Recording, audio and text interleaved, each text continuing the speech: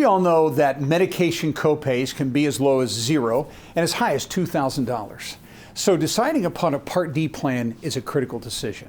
Now the problem is sometimes people only will look at the cost of that drug plan's monthly premium, and that can be a huge mistake. Now, monthly premium certainly matters, but it's not the only thing that we look at when we decide upon the right drug plan, because sometimes a drug plan that costs $97 a month could end up actually being cheaper than a drug plan that has a $0 monthly premium. So in this video, I'm going to show you a real-life example so you'll see exactly why that is so, and then I'm going to teach you everything you need to know about Part D plans so you can make the right decision.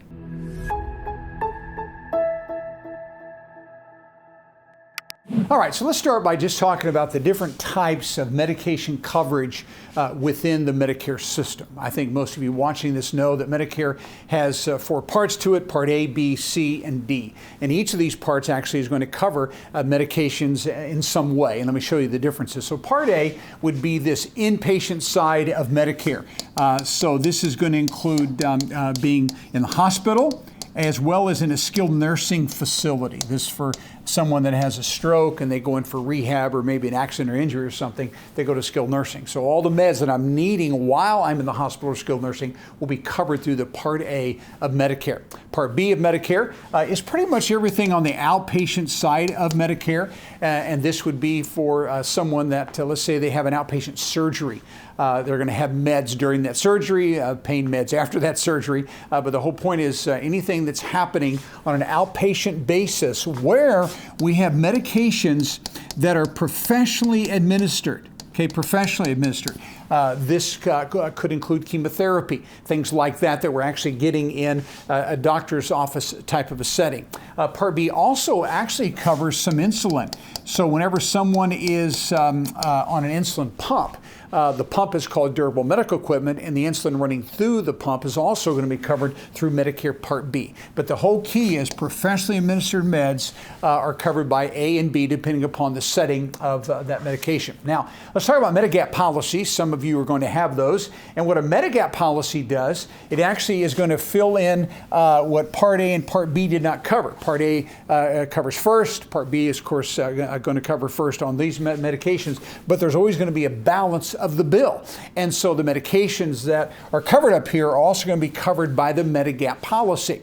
Now you may have a G plan or an N plan where you may have to meet a deductible for these scenarios here, but beyond that your Medigap policy is going to cover meds, again, as long as they're professionally administered and covered actually by A or B. All right, then the next part of Medicare is Part C. Part C plans are also called Advantage plans. And basically what they're going to do is they're going to match this up here. So if a med's covered in or outpatient by Medicare, then your Part C plan is also going to match that. Okay, now let's talk about meds that we self-administer. This is your high blood pressure, your quick pins for insulin, pain medications, those kind of things that you may be taking. Those are going to be covered by Part D plans. Now it's critical to understand there's actually 2 different ways we can have a Part D plan. One way is it can be what we refer to as an embedded Part D plan. It's embedded, or you could just use the word included. So when someone decides they want an Advantage plan, we call those plans MA plans, Medicare Advantage. When we have an embedded Part D plan, it becomes an MAPD plan, and that's what the majority of people are going to have if they have an Advantage plan. It's going to include prescription drugs, so it's embedded. And in this scenario, what happens is the Advantage company actually picks out your drug plan. You don't select it. You select the plan you're going to be on, but they actually will select the drug plan that will be a part of that coverage. Now, another way we can get a Part D plan is what we refer to as standalone. Standalone, or these would be just simply separate drug plans. All right, so this scenario is when someone actually gets a Medigap policy. Of course, they have coverage up here for in and outpatient meds by the Medigap by A and B, but for their self-administered meds, they have a standalone, a separate drug plan that they actually get to pick out based upon the meds they take and the pharmacy that they would like to get their medications filled. Okay, so these are different ways we have Part D plans. So it's one or the other. So again, if I have an Advantage, it's embedded. If I have a Medigap policy, I'm going to pick pick out a separate plan. All right, so that's the different types of Medicare and the different ways in which we're going to get our medications covered. All right, that brings us into our second major topic, and that has to do with Part D eligibility. In other words, how do we qualify to get a Part D plan, and also the enrollment process. You need to understand both of these. So the first thing, let's talk about qualifications. Now, if someone decides that they are going to get a Part C plan, remember that Medicare Advantage plan, and we would call that an MAPD plan. Medicare Advantage is my in and outpatient, and then we add a prescription drug plan that's included within that. In order to have an MAPD plan, we must be enrolled in Medicare A and B. It's the only way you can get an Advantage plan. Now, if a person decides to get a standalone drug plan, the rules are different. They actually can have A and or B. All right, so most people are going to have both anyways, but I just want to make sure you understand that I don't have to have B to be able to get a Part D plan. I can have A alone. Again, most people wouldn't do that, but these are the official rules to get Part D plans. These are qualifications. Now let's talk about the enrollment periods. This is very, very important. If a person is actually going to start their Medicare at 65 and they're going to have a drug plan, again, whether it's in this here or going to be a separate drug plan, then they have what we call the initial enrollment period. And this is a 7-month window to actually select a drug plan. So I'm shooting the video today. It's April the 10th, 2025. So let's say I was going to start my Medicare this month, 4/1/2025. This IEP actually lasts for 7 months. Okay, so this would be 3, 2, 1, 5, 6, 7. So what happens is I can actually enroll into a drug plan anytime during this 7-month window. Now, most people are going to do it the 3 months before so they can start their drug plan on April 1. But if they don't, for whatever reason, if I enroll into a Part D plan in April, they'll start my coverage in May. If I enroll in a Part D plan in May, they'll start me in June. Enroll in June, they'll start me in July. Then my very last month, 7th month, if I enroll to a Part D plan, then my coverage would begin 8/1/2025. So if I have to start at 65, then I have to enroll using this initial enrollment period. And my advice, if you don't have any kind of a employer type of a plan and you're going to start your Medicare at 65, I would suggest doing it in advance. You can certainly put it off to these months, no problem. You're just not going to have any drug coverage. All right. So that's starting Medicare at 65. Now, about half of all people are not going to start Medicare at 65. They're going to come into Medicare later. Why? Because they were working or their spouse was working. They were covered by an employer-provided plan, and that plan included drug coverage. So they did not have to have a drug plan. Okay, but when they retire or they lose the drug plan, they're going to come in using what we call a special enrollment period. They have this opportunity to come in to get a drug plan, but this period of time actually only lasts for 63 days from the time that employer plan ends. So if my employer plan ends at the end of this month, at the end of April, then I have May to enroll, I have June to enroll, to have that plan then start in July. But we have the 63-day window for us to enroll into the drug plan. Okay, and so these are the two different times that these drug plans will be available for us when we're initially going to start Medicare. All right, so that brings us to the third issue that we want to discuss here, and that is about switching plans. Now let me kind of go up on the board and remind you that we can start plans either at 65 or later, initial or the special enrollment period. So if I want to switch plans, and some people decide they want to do that, there's actually a couple different times of the year we can do this. So let's go back and let's again talk about those C plans that we talked about up here. We have MAPD plans. Again, they have an embedded drug plan, and so if I switch my plan, then that could be a way for me to switch my drug plan also. And so we have a couple times a year we do this. October 15th through December 7th, I can switch my Advantage plan, and my new plan would go into effect January 1. Also, if I'm on an Advantage plan, what they'll do is every year at the first quarter, all the way from January 1 to March 31, I have an additional opportunity to switch my Advantage plan. Again, that's going to affect my drug coverage. So I can switch in January. My new plan starts in February. If I switch my Advantage plan in February, my new plan will be in March. March, it'll begin in April. But the point is, I have these first 3 months of every year that I can switch my Advantage plan if I want to, which again is going to affect my drug coverage, right? So that's switching of plans when it's an MAPD. But if I have a standalone drug plan, Remember, if I get a Medicare Advantage plan, I'm going to get a separate drug plan. And there's only one time of the year we can do this, and again, that's going to be that October 15th through December 7th. We have the opportunity to switch our plan. So we have the 7-week period where we can look at drug plans that are going to go into effect the following year, and then I make the switch during this time, and then my plan would go into effect January 1. So every year we have this opportunity. Why? Well, because sometimes people's meds change throughout the year, so they can switch those plans at the latter part of the year so they can go into the new year with the new drug plan, either taking more meds or less meds. Sometimes actually a plan actually will drop and not be available. So again, we have to find a new drug plan. All right, so that's switching of the plans. All right, that brings us to the fourth point here, and that is Part D alternatives. Does everyone have to have a Part D plan? The answer to that is no. If someone is continuing to work and you're covered by an employer plan, sometimes people are in a union, they'll have a drug plan that way. Those are credible coverage plans, and so you don't have to have a Part D plan if you have active employment or covered through a union. Also, anyone that has the opportunity to get their medications through the VA, meaning you served in the military and you have the VA benefits. That's, again, a credible coverage plan. You can do that. Also, those that are retired military. You didn't just serve in the military, we actually retired from the military. We have what's called TRICARE for life insurance, again, Part D plan equivalent. And then anyone that's retired civil service, you have what is called FEHB, Federal Employee Health Benefits. Again, you have drug coverage included that as well. So in these scenarios, we don't have to have a Part D plan. Why? Because we have a credible coverage alternative. All right, that brings us then to the fifth aspect here, and that is, notice the word here, Part D penalties.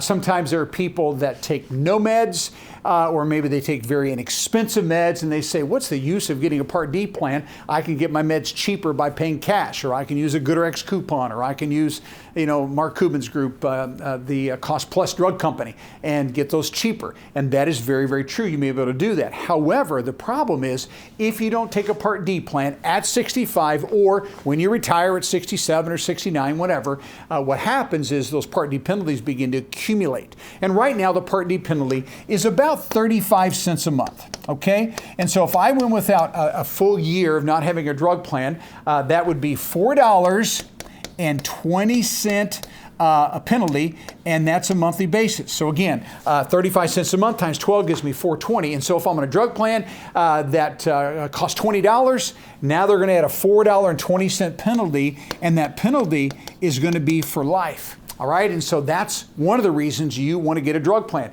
Even if you take no meds or low-cost meds, get a drug plan. Why? Because these penalties will add up, and they truly are life. So someone without 2 years, and to get a drug plan 2 years later, now we're going to have about an $8.40 added to that premium for the rest of our life. All right, but the biggest risk really is not just the monthly penalties, but if you go without a drug plan and you need a real expensive medication, now you're going to be out of pocket on that until you can add a drug plan during the annual enrollment period. All right, and so you want to be sure to get one and just get a very low cost one. Even if you take no meds, at least you've eliminated that risk of penalties and needing an expensive medication in case something happened to your health. All right, that brings us then to this third main topic, and that has to do with the specifics of all Part D plans. I think it's important for you to understand how Part D plans are structured and how they're exactly going to work. So first off, let's talk about the most important thing of a drug plan, and that would be the formulary.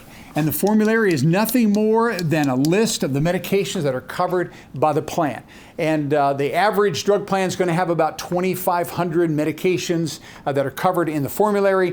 One that's a little bit more expensive may have 3,000, maybe a real high dollar plan, maybe 4,000 medications. But again, the formulary determines the medications that are going to be covered by that plan. So again, that's the most important part. It's not the premium that really matters, it's the formulary to make sure your meds are going to be covered. Number two would be the cost-saving tools. And I share this with you because sometimes this can be annoying for people, and they don't understand that Medicare allows the Part D companies, insurance companies, to implement certain cost-saving tools. You have to be aware of these. Number one, we have what we call quantity limits, QL.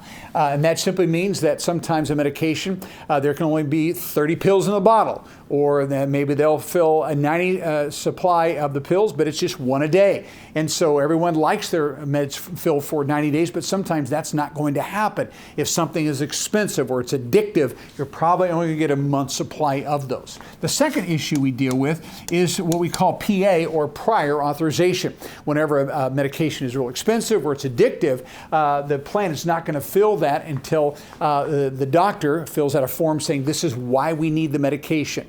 So there has to be doctor involvement on a prior approval or pre-authorization type of medication. Now there's not a lot of these, but there are some of them in every formulary. And the last part is going to be what we call ST, or step therapy.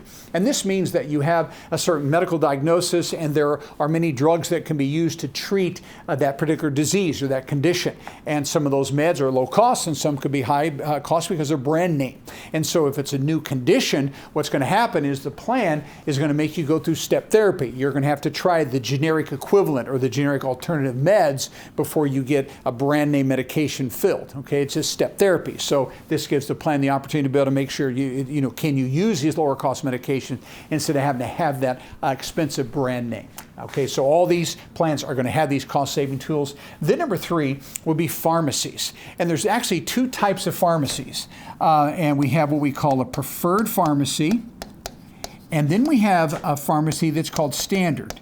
Now, both of these pharmacies are within the network of the plan, and all the major chains are going to be within the network. However, what happens is every plan is going to identify a couple of pharmacies that are called preferred, which means they're going to give you better pricing.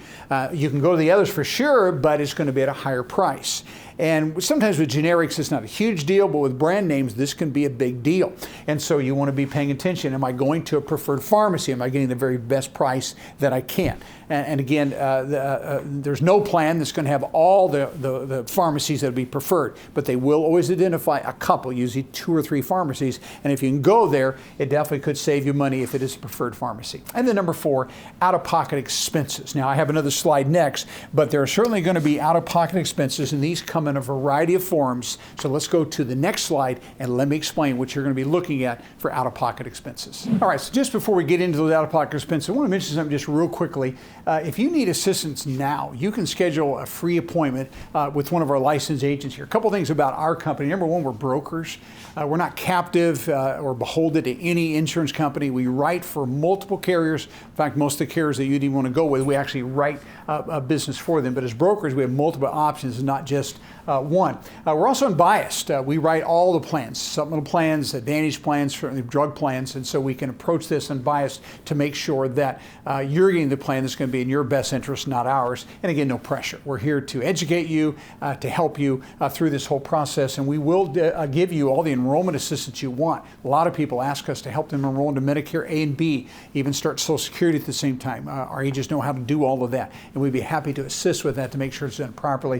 And then, of course, no cost for our services. Frankly, any agent that you use, any broker, we're actually free to you because we're not paid by you. We're actually paid by the insurance companies. We don't work for free, but again, you don't have to pay us. And the premiums are always set by the insurance companies, not by us, so you'd pay the same regardless of who that you use. All right, let's keep going now. Let's go back to the out-of-pocket expenses. As I said earlier, there are several of them. The first one is going to be monthly premiums, meaning that when you enroll into a plan, there could be a premium. Now, sometimes with an Advantage plan, there's a 0 premium. Even standalone drug plans sometimes have a 0 premium. But again, there's a premium for these plans. We'll look at a couple of variables on this in just a minute. Number 2 will be the annual deductible. Now, the way this works is this. Medicare sets the annual deductible on every year. They change this. This year, 2025, it's $590. Now, the majority of the plans are going to charge the full deductible on Tier 3, 4, and 5 medications. Tier 1 and Tier 2, they usually waive it.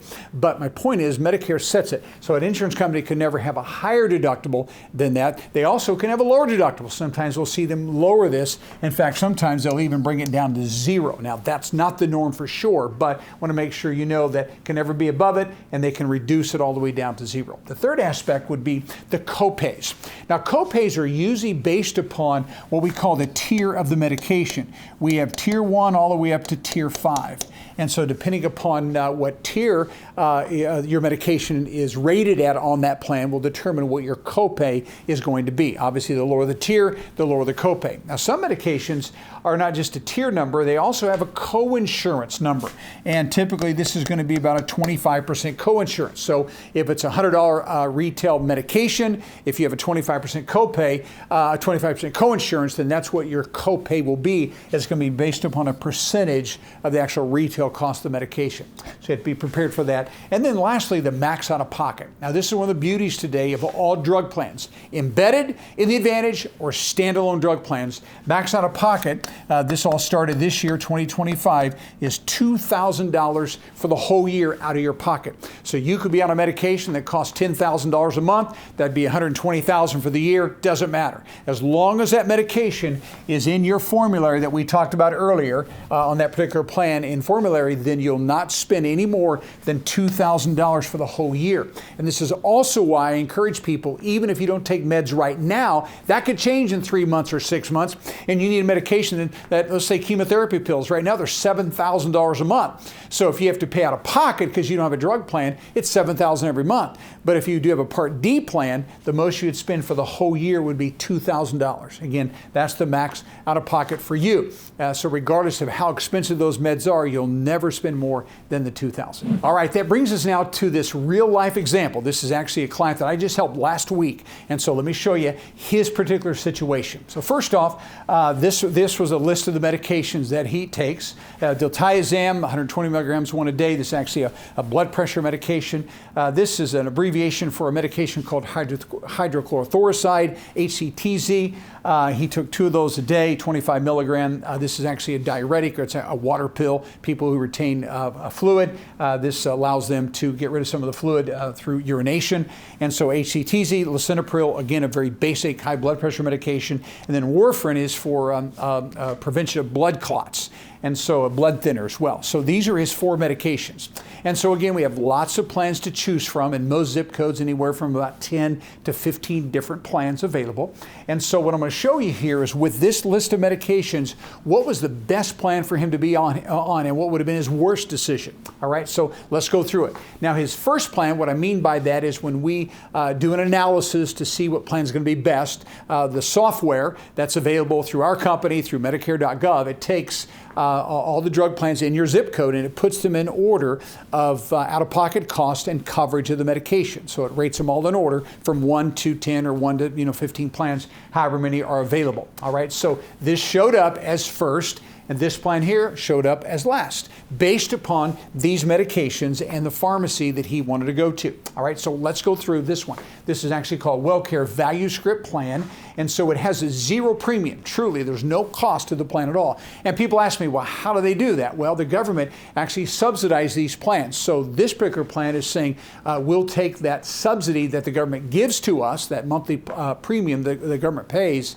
and that'll be sufficient for this particular drug plan. All right, and so that's why it's 0. So it really is truly 0. Now, this plan is going to have a $590 deductible. Now, what's important to note is that the deductible in most plans only applies to medications that are Tier 3, Tier 4, and Tier 5. Tier 1 and Tier 2 meds are normally exempt from the deductible. You just have to pay the copay.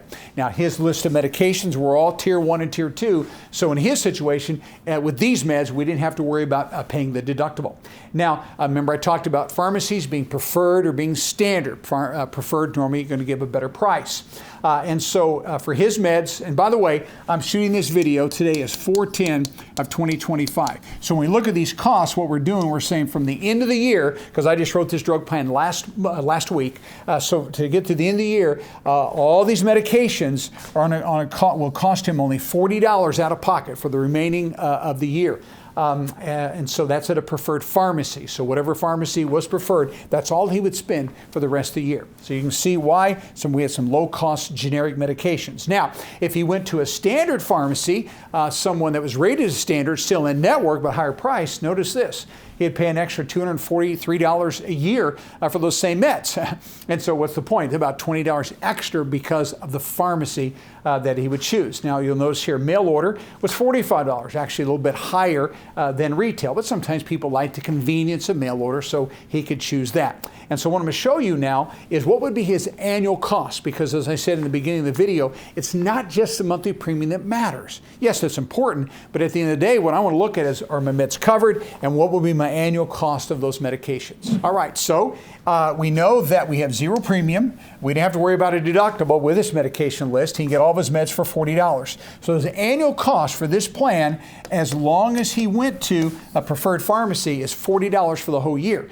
Now, again, if we went to standard, we'd have to add $283 to that. But that was his number one plan based upon these medications. Now, what would be the worst plan for him to be on? Well, you're going to see here, the last plan, worst plan for his situation would have been United Healthcare Preferred Plan. Now, you're going to notice here that premium is $97 a month, every single month. Now, that plan, because it's a higher premium, they actually waive the deductible. So again, it's waived. So we truly have a zero deductible on all tiered medications. So we immediately begin to pay copays. But again, these medications are low cost. This plan has nothing. There's no out-of-pocket expense whatsoever.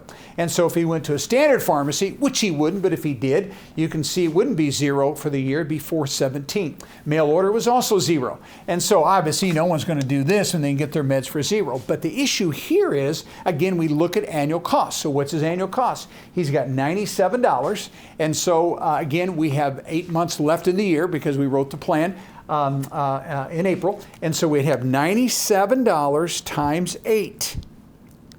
And so he would have spent $776. Meds were zero, deductible is zero, but again at this high premium, he'd spend $776. So that's why this was first in his list and then last on that one. Obviously, we'd select that plan that only costs us $40. And remember, if his meds change the following year, he can always change his drug plan October 15th to December 7th. All right, now that brings us into another real life example in his situation. And just before I show you that, it's going to be very interesting. I want to encourage all of you, if you would like to subscribe to our channel, what that does for you, number one, there's no cost, but also it allows you to be notified every time that we send out a new video. You'll be notified of that, usually one or two every week, so you can stay up to date on all these. So you can subscribe below and get the free videos. And then also, if you don't mind, we'd appreciate if you give us a thumbs up if indeed you can do that. If that's something that is helpful for you, this video, give us a thumbs up. And that just simply tells the YouTube world, hey, others would also like to see this particular video. And we love comments. So if there's anything that's constructive that you could add to this, we read the comments. We care about your opinion. All right, so let's get back to this. Let's talk about now this scenario. Let me show you what's changing here. He told me during the appointment that there was a possibility that his doctor may want to put him on a different blood thinner. He's on warfarin right now, and that may work, but his doctor said we may want to put you on Eliquis. Eliquis is a brand name medication, certainly more expensive. So what I'm trying to teach you here is now we have a different medication list. Now, Ditizam, HCTZ, lisinopril, all the same, but instead of warfarin, now we have the possibility of him needing Eliquis.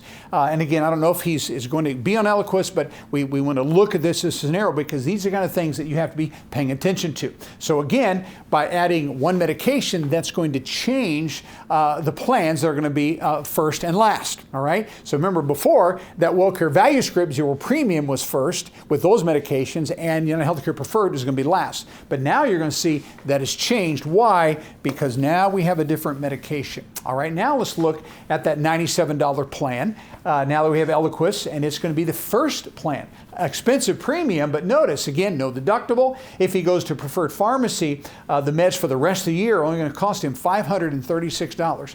And that Eliquis actually retails for $600 on a monthly basis. Okay, most people take 5 milligram 2 times a day. Now, if he went to a standard pharmacy, notice a little bit more expensive than a preferred. Mail order, actually the cheapest in this particular example. So if he uses United Healthcare mail order service, which is Optum Rx, then that's only $378. And so in his interest, best interest would be, of course, to use mail order. You can't. So we have a $97 a month premium, and we have $378 out of pocket. So let's look at that total. So we have $97 a month times 8, okay? And that's $776 for the premium. We have $378 for his medications, right? And so annually, the rest of this year, it's going to cost him $1,154 for the rest of the year. Again, a medication that retails for $600 on a monthly basis, and that's all that he's going to spend. All right, now let's compare that to the plan that was first when we took warfarin, that is now actually last if we're going to take Eliquis. So here's how it looks. Again, 0 premiums. That's why I said earlier, don't just look at the premium. You want to pay attention to all these other variables. Again, it has a deductible. And again, remember what I said, Tier 1 and Tier 2 are deductible exempt, but Eliquis is going to be a Tier 3 or a Tier 4 medication. So now we've got to meet that deductible. All right, so what are we looking at then? Preferred pharmacy, we're going to spend $1,065 out of pocket. If I go to standard, a little bit higher than that. If I use mail order, just a little bit higher. So my best option, of course, would be the $1,065. I got to meet a deductible. And so we have $1,065 plus $590 because, again, we had no premium on this. So let's add those two together. We had to meet our deductible. After that, our medications were $1,065.